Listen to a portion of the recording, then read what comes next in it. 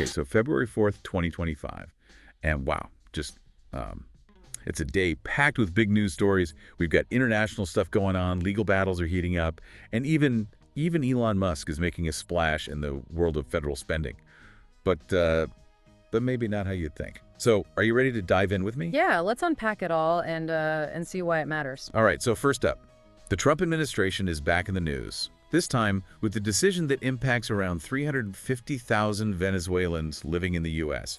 They're here under something called TPS. Right. Temporary protected status, or TPS. It's granted to people who can't safely go back to their home countries, because of things like war, natural disasters, or like crazy political unrest. Venezuela has been in turmoil for years now, which is why they got this protection in the first place. Okay, so then why is the Trump administration ending TPS now? I mean, did things suddenly get better in Venezuela? Well, the administration is saying that conditions in Venezuela have improved enough. They're saying it's enough to end TPS. And they're also pointing to, concerns about criminal activity. They're talking about specifically the Tren de Aragua gang. But this is where it gets complicated. Critics are saying the situation in Venezuela is far from stable. And they're saying that painting all Venezuelans with the same brush, it's just not fair. Yeah, it sounds like this is causing a lot of anxiety, a lot of anger in the Venezuelan American community. Oh, absolutely. Many feel betrayed. They feel like they were used for political gain, and now they're being abandoned. And then there's the economic fallout, especially in places like South Florida, which has a huge Venezuelan population. I mean, these people have built lives here, started businesses. They've become really important parts of their communities. I see. So what's the timeline on this? What actually happens to these folks if TPS ends? Well, the deadline is April 2025. That's when they lose their protected status. So just a couple of months away. And deportation is a real possibility. But it's tricky because the U.S. and Venezuela don't have diplomatic relations right now. Advocacy groups are preparing for legal battles, hoping to find other solutions, or at least buy some time. But it's a really uncertain time, a very stressful time for everyone affected. Yeah, it's not just a headline. It's people's lives that are hanging in the balance. Okay, let's move on to our next story. And this one is a doozy. Elon Musk is jumping into federal spending cuts. But he's taking a pretty unconventional approach. He's put together this group he calls the DOGE Goon Squad. And it's definitely raising some eyebrows. Yeah, it has. Musk has assembled this team, everyone under 26 years old, to tackle federal spending. And even the name DOG Goon Squad, it kind of tells you, it suggests maybe they're not going for a traditional approach. But what's really got people worried is that this team, they've been given unrestricted access to the personal information of federal employees. We're talking social security numbers, addresses, financial details, all of it. Whoa, okay, now that's setting off some alarm bells for me. Giving that kind of access to a team that young with no clear oversight, it just seems incredibly risky. What could possibly go wrong? Right. I mean, that's the million-dollar question. This is sensitive data, and there are serious concerns about misuse or even just accidental breaches. Plus, Musk is known for being very serious about confidentiality. He said it flat out, any federal employee leaking information will be fired. So it's like this pressure cooker. Employees are told to keep quiet or lose their jobs. But at the same time, all their personal information is potentially at risk. It just feels like a recipe for disaster. Yeah, it's definitely an unprecedented move, and it raises a lot of questions about power dynamics and the potential for things to go wrong. I mean, we're all for innovation. But this level of access, without any clear safeguards, it's definitely a cause for concern. It'll be interesting to see if there's any pushback from Congress or any regulatory bodies. Yeah, for sure. This is a perfect example of how power dynamics can play out in really unexpected ways.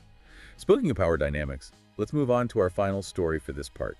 The legal challenges facing former President Trump, specifically the classified documents case. Right. This case has been in the news for a while now. It all comes down to the accusation that Trump mishandled classified documents, including sensitive national security information, after leaving the White House. And this is the case that involved the FBI raid on Mar-a-Lago, right? That felt like a major turning point. Absolutely. The raid was in August of 2022. They ended up seizing over 100 more classified documents. Special counsel Jack Smith is leading the investigation. And there are some key figures involved. Walt Nauta, Trump's valet, and Carlos de Oliveira, the property manager at Mar-a-Lago. Okay, but I remember hearing that Trump himself wasn't facing charges anymore. What happened there? Right, that was a controversial development. They dropped the prosecution against Trump in December 2024, after he was reelected. There's a Department of Justice policy that prevents indicting a sitting president. Yeah. However, the case is against Nauta and de Oliveira. those are still going on. So even though Trump isn't directly in legal trouble right now, this whole saga isn't over, not by a long shot. So what are the potential implications of all this? Well, this is a landmark case in many ways. It brings up questions about how classified information is handled by former presidents, the limits of executive privilege, and the accountability of people in positions of power. How the cases against Nada and De Oliveira turn out. That could set major legal precedents. That could impact how these issues are dealt with in the future. Okay, so we've got these three stories. The Venezuelan TPS situation, Elon Musk, and the DOJ Goon Squad. And the classified documents case. They seem separate, but I'm seeing some common threads here. Yeah, exactly. Each story shows us the complexity of power, accountability, and how policy decisions have a real impact on people's lives. Yeah, it's a reminder that what might just be a headline in the news can have a very real impact on hundreds of thousands, even millions of people. Absolutely. And we're just scratching the surface here. There's so much more to uncover and analyze. And that's exactly what we're going to do. But first, we need to take a quick break. When we come back, we'll dig deeper into the potential consequences of all this, and we'll explore some of the bigger questions that these events raise. Stay tuned. You know, it's interesting how these stories, they seem totally different at first, but they all kind of point to this tension between individual rights and the use of power, you know? Yeah, that's a really good point. We're seeing it play out everywhere. Immigrants facing deportation, federal employees worried about their privacy, even a former president dealing with the fallout from his actions. It always comes back to, like, who has the power? How do they use it? And who ends up paying the price? Exactly. And it shows how power is never really a fixed thing. It's always shifting, always being challenged. Like with the Trump administration, they're flexing their muscles on immigration and spending. But they're also facing pushback from Congress, from advocacy groups, and they've got these legal challenges too. Right, and even Elon Musk. With all his money and influence, he's not above the rules. His actions are going to be scrutinized. There could be regulatory changes, legal battles, things that could limit his power. Exactly. It's not just about who has the power right now. It's also about the systems that are supposed to keep that power in check. You know, the checks and balances, and make sure people in authority are accountable for their actions. And that's where an informed public is so important. We need to understand how these power dynamics work, who the players are, and what could happen as a result of their choices. Otherwise, we're just along for the ride, you know? Exactly. Like they say, knowledge is power. But it's not just about having a lot of information. It's about being able to think critically, to spot biases, to connect the dots, to see the bigger picture. And that's what we try to do here on The Deep Dive. Help our listeners make sense of it all, cut through the noise, and empower them to think for themselves. Exactly. We provide context, analysis, different perspectives. We want to equip our listeners to have those important conversations about the issues that really matter. Right, so let's go back to the three stories we've been talking about. What are the main takeaways? What should people be paying attention to as things develop? Well, with the Venezuelan TPS situation, it's important to see that this isn't just a one-off thing. It's part of a bigger trend in immigration policy. A lot has changed in recent years. So it's not just about Venezuelans. It's about setting a precedent that could affect other immigrant communities in the future. Exactly. And with Elon Musk and the DOJ Goon Squad, the core issue is privacy. We need to have a real conversation about finding the balance between efficiency and individual rights, especially as technology keeps advancing and private companies get more involved in what the government does. It feels like we're in uncharted territory. We need to be careful. We can't just jump into innovation without thinking about what it might cost. Absolutely. And lastly, with the classified documents case, even though Trump himself isn't facing charges anymore, it's not over. The cases against his aides are still in progress, and there's a good chance more information will come out, maybe even stuff that could affect legal and political things down the road. So even though Trump's in the clear legally for now, this case could still come back to bite him. It's definitely possible. And beyond that, this case really highlights the importance of transparency and accountability, especially for those in positions of power. It reminds us that no one is above the law, not even a former president. Those are all great points.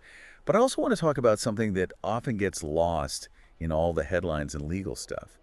The human element. Right, that's so important. It's easy to get caught up in the abstract, policies and legal proceedings, and forget that real people are being directly affected by these decisions. We're talking about families who might be torn apart, people worried about their jobs, their privacy, people caught in legal battles that could change their lives forever. It's essential to remember these aren't just headlines. These are real human stories, and we need to approach these issues with empathy and understanding. Here on The Deep Dive, We always try to keep that human element front and center. We want our listeners to be informed, yes, but also engaged. We want them to connect with the stories we share and understand the impact these events have in the real world. Because at the end of the day, it's those individual stories, those human experiences, that make up the bigger story of our time. Well said. We can't just focus on the big picture. We had to zoom in and see how individual lives are being affected. By understanding those individual experiences, we can really grasp the significance of what's happening around us. It reminds us that we're all connected, and what happens to one of us affects us all. These stories, they're focused on specific events, but they also highlight these universal themes: power, accountability, the fight for justice, and fairness. Absolutely, and these themes will keep coming up in different ways in the weeks, months, and years to come. Which is why it's so important to stay informed. Keep asking questions, keep digging deeper. Don't just take the headlines at face value. Look for different perspectives, challenge your own assumptions, and have thoughtful discussions with others. Yeah, it's easy to feel overwhelmed by all the news, right? But it's important to remember we're not powerless. We can make a difference, even in small ways. I agree. Staying informed, that's the first step. But then you got to take that knowledge and do something with it, whether it's calling your representatives, supporting organizations doing good work, or even just having those tough conversations with friends and family. We can all help create a more just world. I like that. And these stories we talked about today, they're not just isolated things happening. They're connected to these big systems and structures of power. And by understanding those systems, seeing how they work, who benefits from them, that's how we can start to challenge them and make real change. Right. It's about asking those tough questions, like who made this decision? Who benefits? Who's being ignored or silenced? When you start asking those questions, you see the world differently, and you start to imagine other possibilities. It's about taking back our power as citizens, realizing we're not just passively watching the news, we're actively shaping the future. And that's what's so exciting about right now. We have more information than ever before. We can connect with people all over the world. We have the tools to make real change, but we have to actually use them. We can't just sit back and hope things get better. We have to be involved, be informed, and speak up for what we believe in. It's about realizing we have the power to make a difference. And it starts with each of us taking responsibility for the world we want. That's a powerful message. I hope our listeners will take that to heart. We covered a lot today: international policy, legal battles, the power of individual action. It's a lot to think about.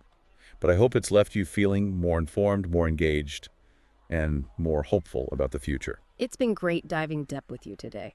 Thanks for joining us on this journey. And remember, the deep dive doesn't end here. Keep exploring, keep questioning, and keep making your voice heard.